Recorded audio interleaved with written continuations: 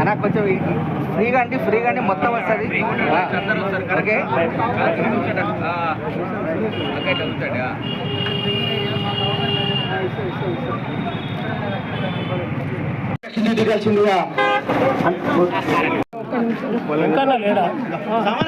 బోరానికి అందరికీ వందనాలు.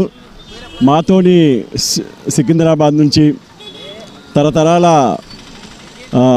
పల్లెలు ఊర్ల నుంచి వచ్చిన ప్రతి ఒక్కరికి పేరు పేరిన ధన్యవాదాలు, వందనాలు.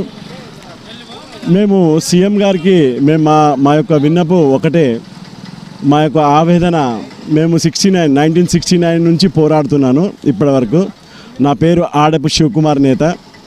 నేను ఎన్నో రంగాలల్లో ఎన్నో పోరాటాలల్లో నేను పాల్గొన్నాను.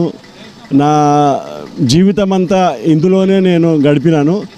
నాకు ఇప్పుడు ఈ వయసు 71, 1953లో పుట్టాను.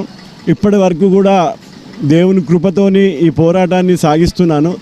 దయచేసి మన తెలంగాణ సీఎం గారికి మా యొక్క విన్నపము, మా యొక్క ఆవేదన మేము చెప్పుకోవాలనుకుంటున్నాము. ఎందుకంటే సీఎం గారు మీరు ఏదైతే చెప్పినారో, మాకు భూమి ఇస్తానన్నారు, పెన్షన్ ఇస్తానన్నారు, మెడికల్, తర్వాత ఐడెంటిటీ కార్డు, ఇవి ఇస్తే చాలు సార్. మాకు కావాల్సిన, మాకు ఎటువంటి ఆలోచనలు, ఎటువంటి ఆశలు మాకేం లేవు. పదవులు, అధికారాలు కూడా మాకు అక్కర్లేదు. మాకు మా జీవితాలు మమ్మల్ని నిలబెడితే చాలు. ఇప్పుడన్నా మమ్మల్ని గుర్తుపట్టి, ఎందుకంటే మేము ఇంకా ఎన్ని సంవత్సరాలు మేము బ్రతుకుతాం సార్, మేము బ్రతకలేం కదా. ప్రతి ఒక్క ఉద్యమకారునికి ఎన్నో బాధలు, ఎన్నో కష్టాలు, రకరకాల వ్యాధులు, రోగాలు ఎన్నో ఉంటాయి.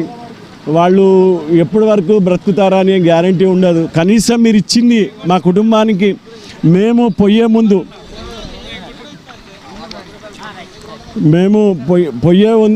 ముందు కనీసం మా కుటుంబానికి మేము ఈ సాయం చేయాలని మాకు ఒక ఆలోచన, మా యొక్క ఆవేదన. ఎందుకంటే మా కుటుంబానికి మేము ఏం చేయలేదు ఇంతవరకు, ఖాళీ చదువులు మాత్రం. మేము ఎందుకంటే ఉద్యమకారులు కొట్లాడుతూనే తెలంగాణ వచ్చింది. తెలంగాణ వచ్చి ఉద్యమకారులను ఎవరు కేర్ చేయాలి? 10 సంవత్సరాలు కేసీఆర్ కూడా ఏం చేయలేదు. ఇప్పుడు రేవంత్ రెడ్డి 6 పథకాలలో ఒకటి పెట్టిన పథకం, 250 గదాల ప్లాట్ ఇస్తాడు, 25,000 పింఛన్ ఇస్తాడు. అది చేస్తారని మేము కోరుకుంటూ అందు గురించే మేము పాదయాత్ర చేసినాము.